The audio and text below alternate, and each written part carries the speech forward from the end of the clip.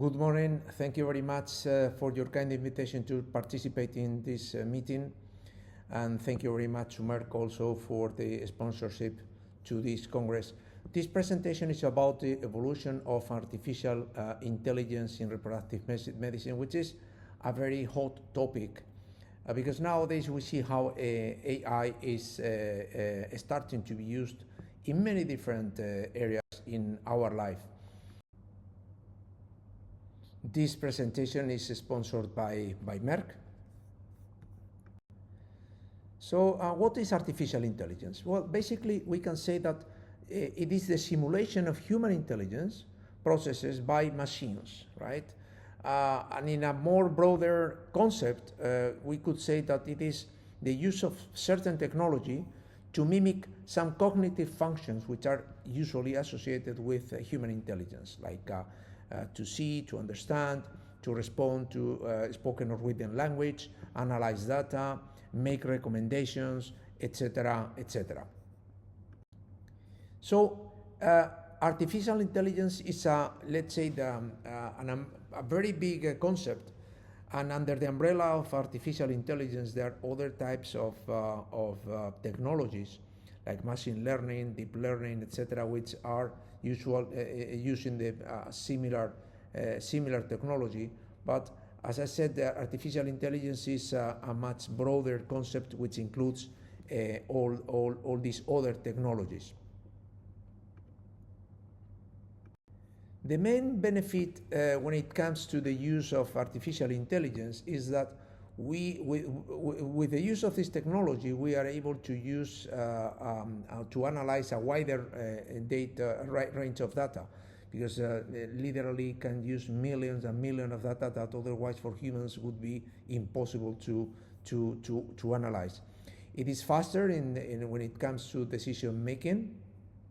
It's increasing the efficiency and can increase the operational efficiency and reducing cost. You can even analyze a given process to see and to analyze where you can optimize the process, and has this ability to perform analytic integration, so that you can integrate all the information from a business in an AI tool. And indeed, we see how this, again, artificial intelligence is widely used, and the use is being to be spread in many different areas. We have expert systems. We can use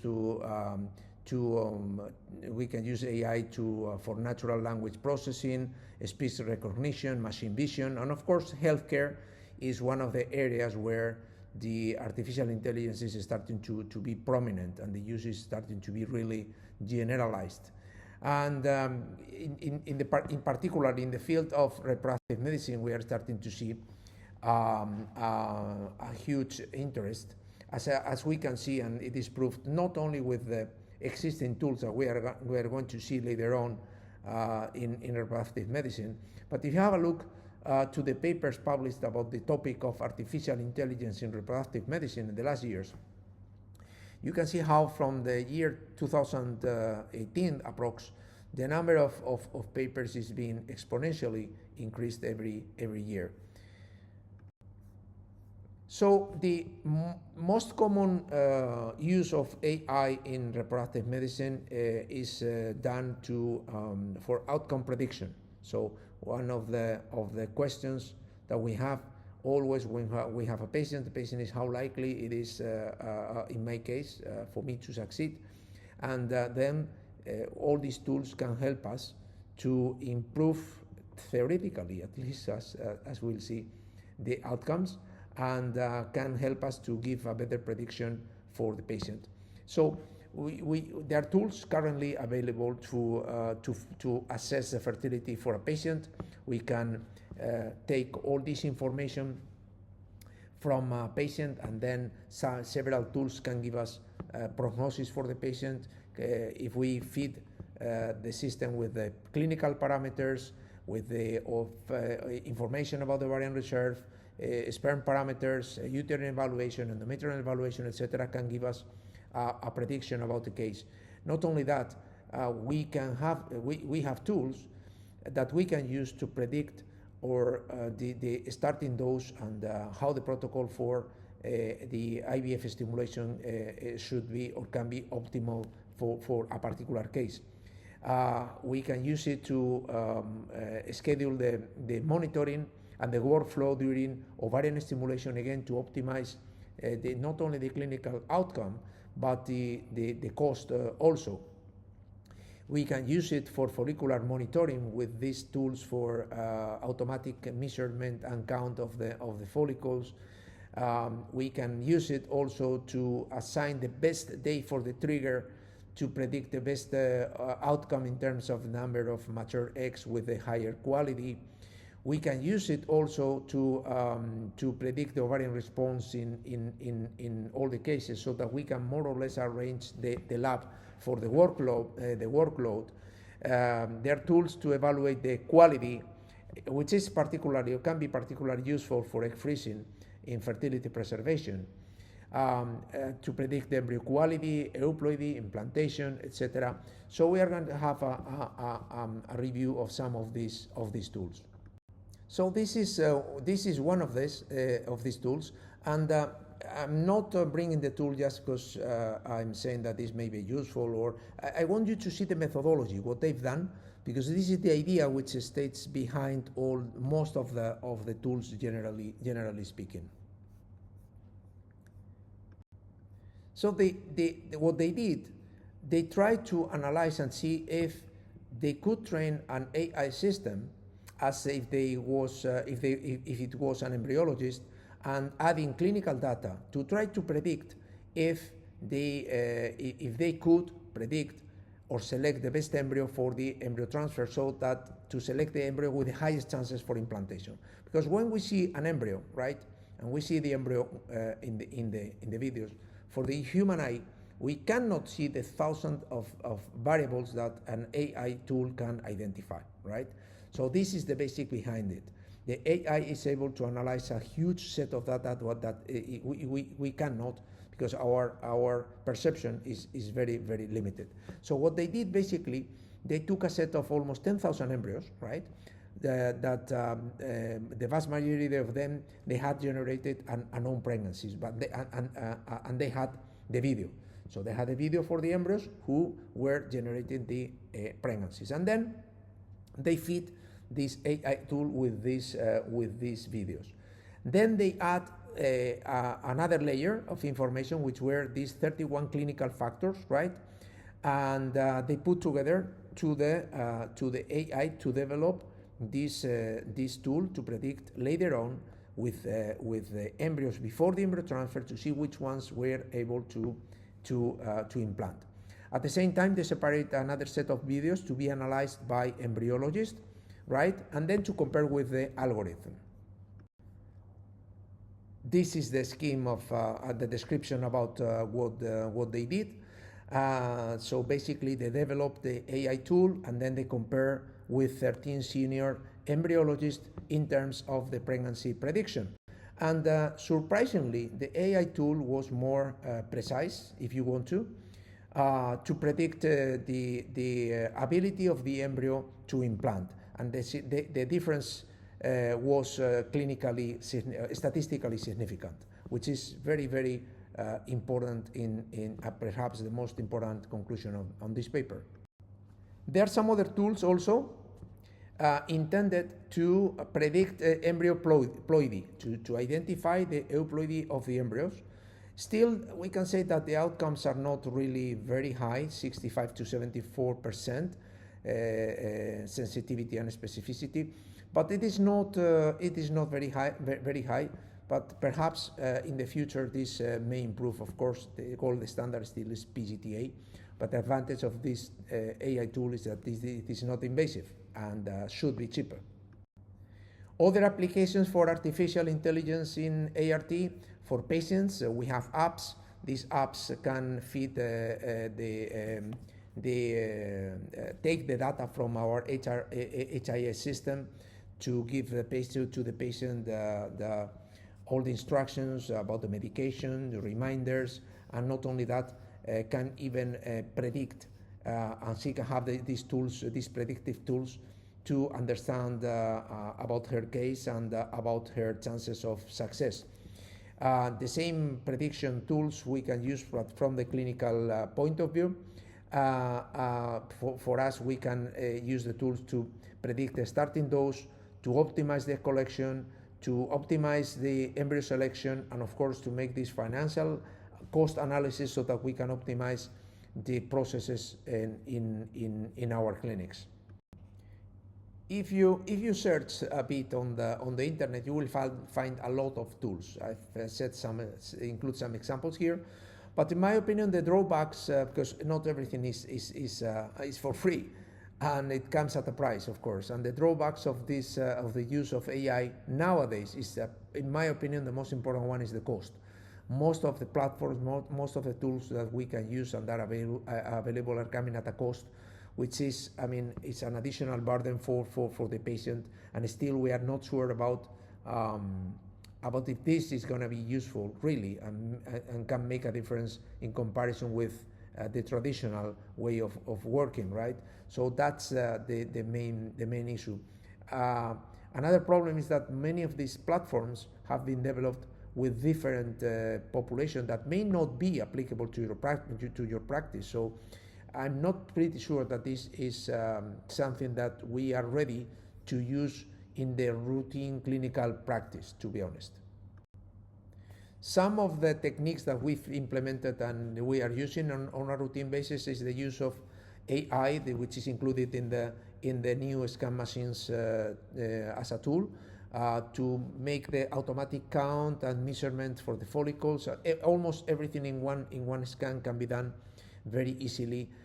All the follicular sizes, etc., can be easily summarized, and this can reduce the variability from one to another operator, and of course is saving time for the technique.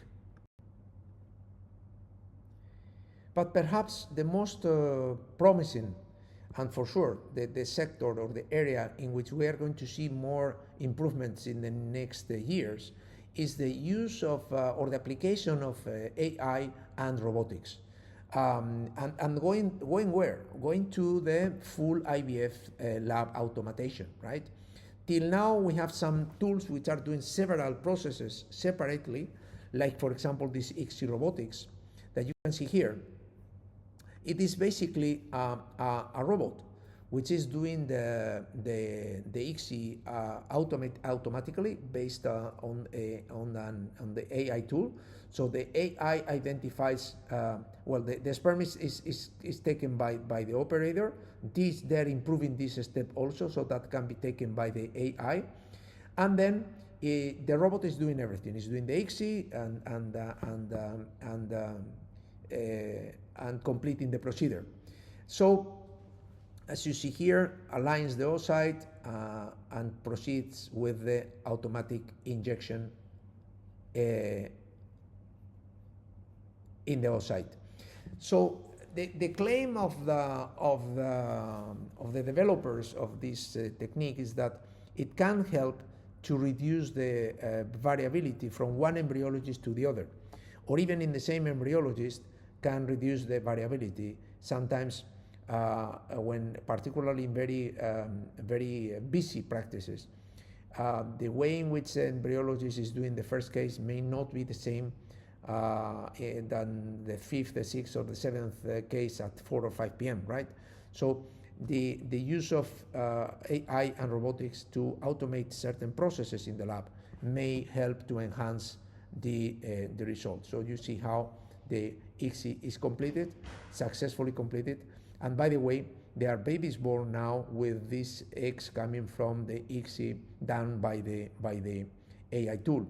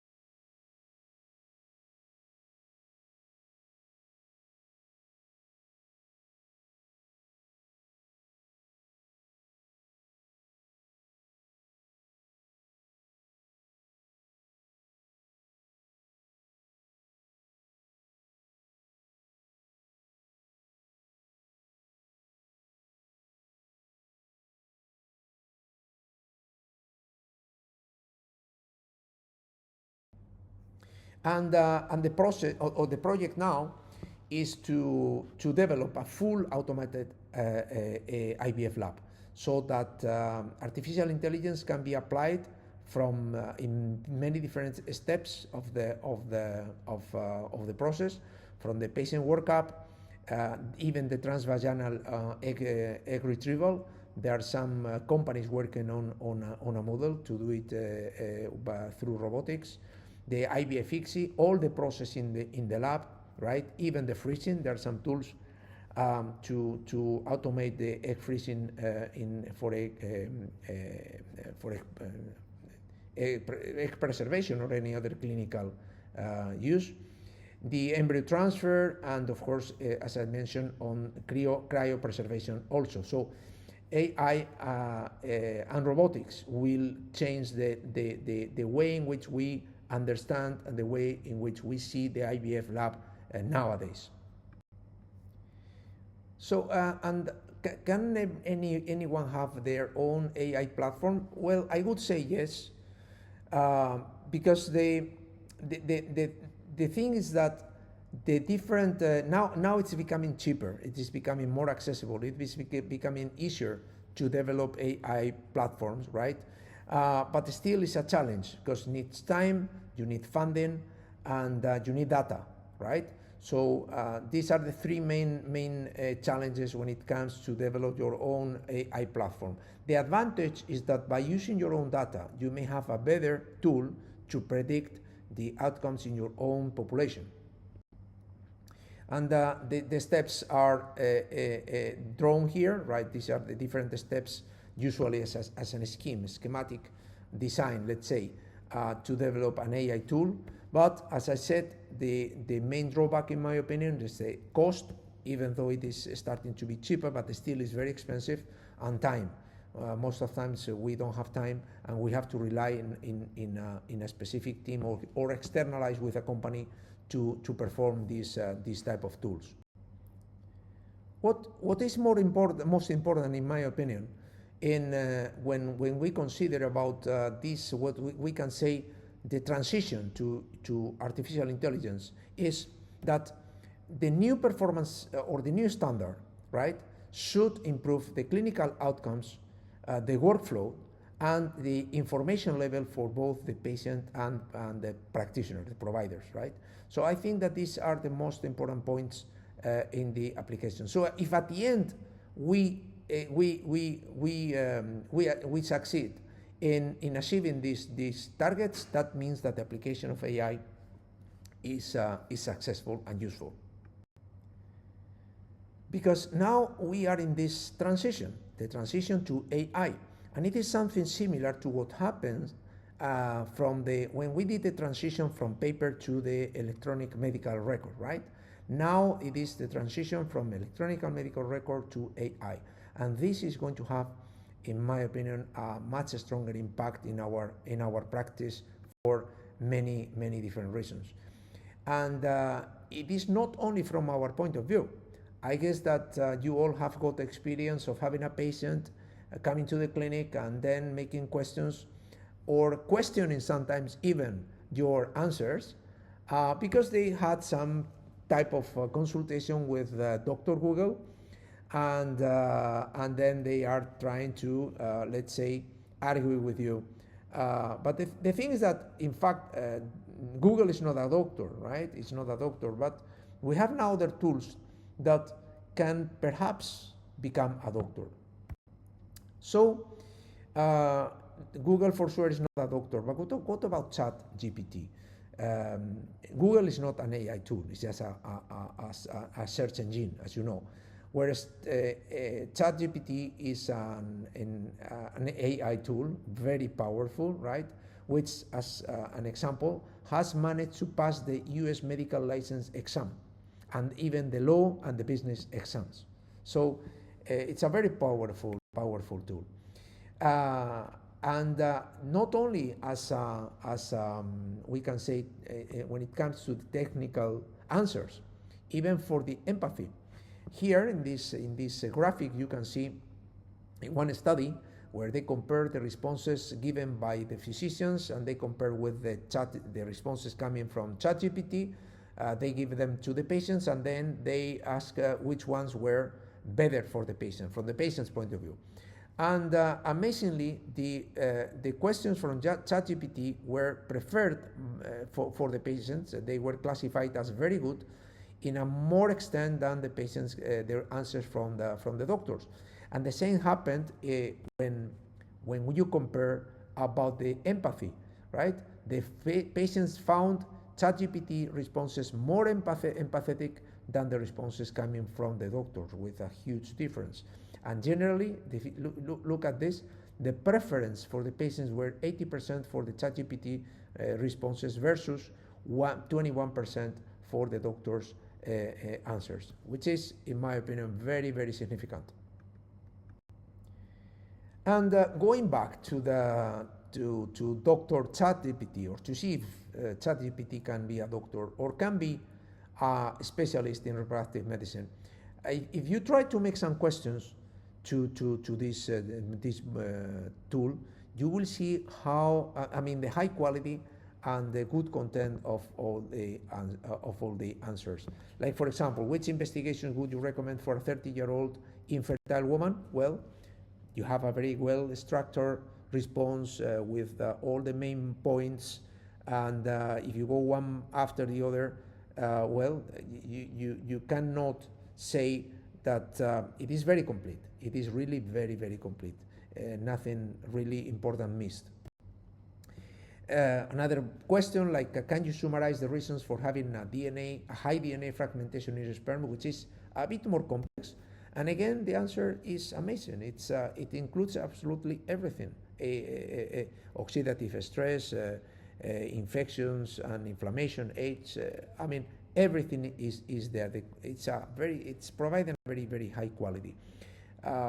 Something like, how many eggs would you need to freeze to have an euploid embryo in a 30-year-old woman? We are talking, look, this is just, it's not a specific prediction tool. It's a general tool for any purpose. It's not for medicine, it's not for reproductive medicine, but still, at the end, after doing a very precise analysis, and it tells you and explains the rationale behind it, right? So at the end comes with a number about the recommendation, how many eggs do you need to have at least one euploid embryo, blah, blah, blah. So everything is very well structured with a rational language and a rational structure also. So how many eggs would you need to freeze if to have an euploid embryo if the patient is 42-year-old, right? Same question with different age.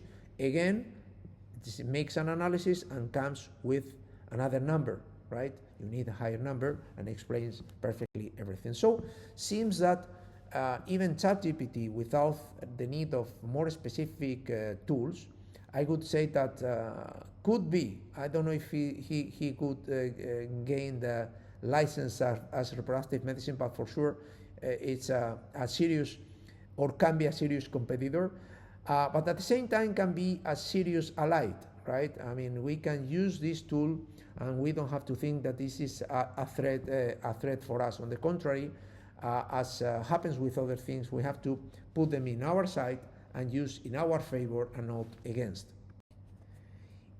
Even ChatGPT, even though it is not a specific tool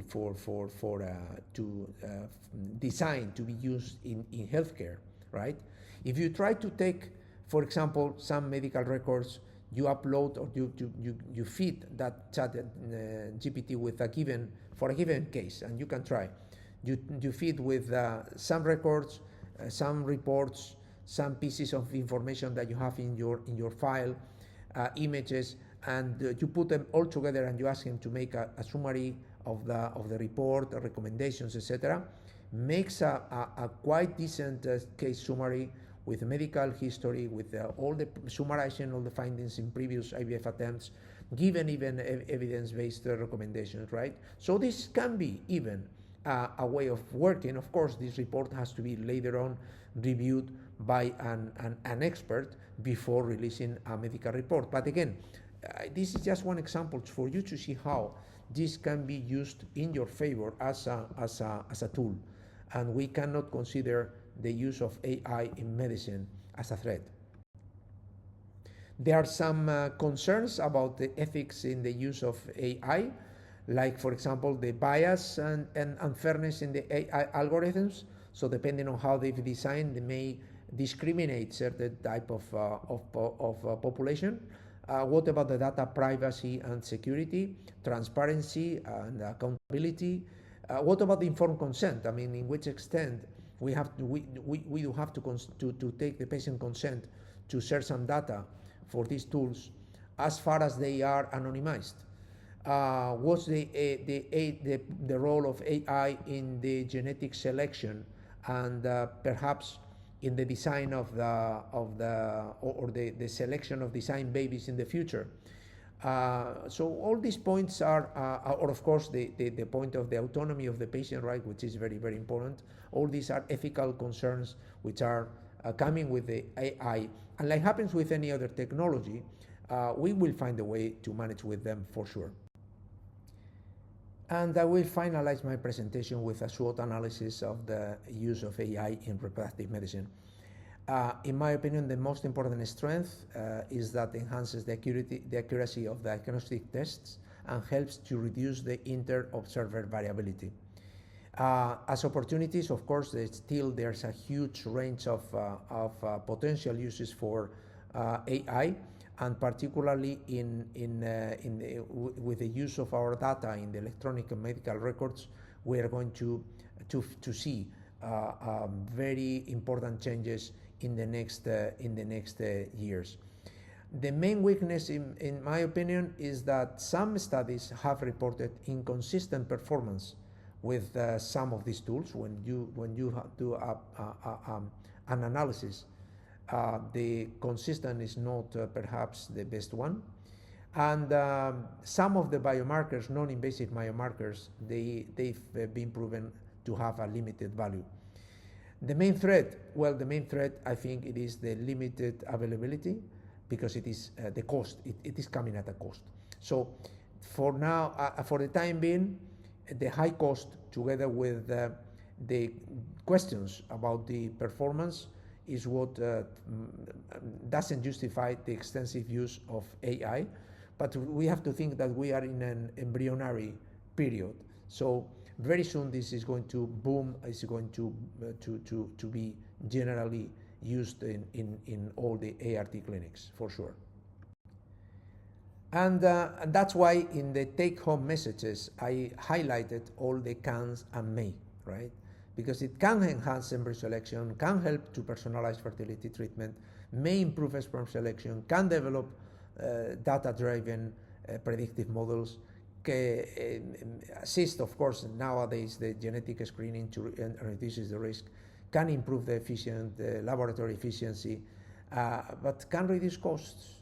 I don't know. Till now, we don't have any evidence that this technology can reduce the cost. On the contrary, it is coming at a cost because you have to pay for the use of any of these tools.